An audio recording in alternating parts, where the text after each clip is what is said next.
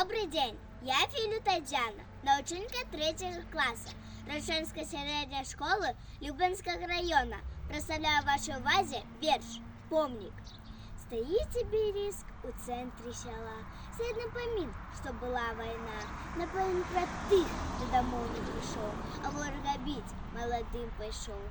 Мирно люди жили, детей годовали, а фашисты пришли, все отобрали. Вёски полили, городы руйновали, детей и женщин не шкодовали. Хлопцы кинули все, пошли ворога бить, как родный край свой оборонить. Летом бы хлопцам, домы будовать, летом бы хлопцам, детей годовать. Вони мужно змагалися, кров проливали, але род на землі ворогу не отдали.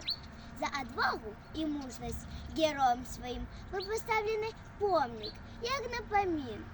Прийди, поклонися, постой у тишині, кветок букет с собой принеси.